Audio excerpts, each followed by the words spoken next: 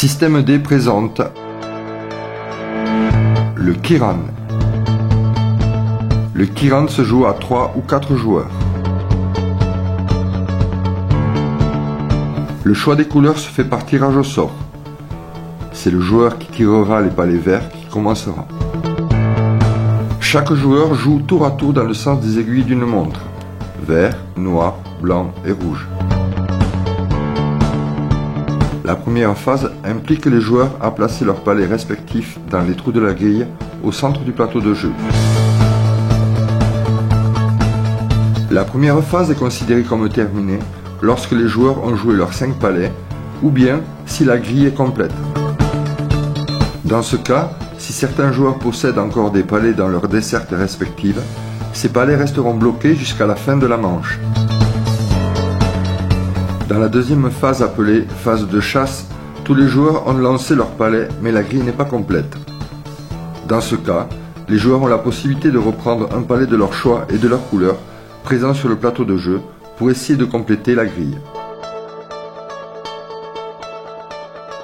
Le chien, palet commun à tous, peut être utilisé pour pousser un de ces palets dans les trous, ou bien d'utiliser le chien pour chasser les palets adverses dans les fosses situées aux 4 coins du plateau de jeu.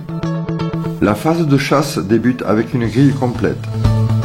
Les joueurs débuteront une partie de chasse tour à tour en essayant d'expédier les adversaires dans une des 4 fosses. Chaque palet finissant dans la fosse fait marquer 5 points que le joueur marque aussitôt sur son compteur score. Dans la deuxième phase, chaque coup réussi permet de rejouer.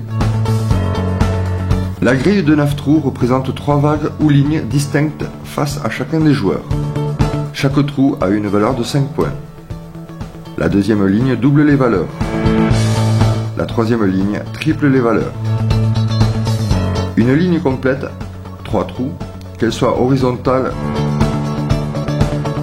verticale ou bien en diagonale, est égale à la somme des valeurs plus un bonus de 10 points. Chaque joueur se voit doté de 5 points de vie pour la durée totale de la partie. Ces points sont situés à la droite du joueur à chaque angle du plateau de jeu. Les palets de couleurs ne peuvent être expédiés dans les fosses qu'à l'aide du chien. Si le chien tombe seul, avec un palet adverse ou bien un de ses propres palets, le joueur se verra pénalisé d'un point de vie. La manche est considérée comme terminée lorsqu'il n'y a plus de palets sur le plateau ou si les palets restants sont de la couleur du chasseur.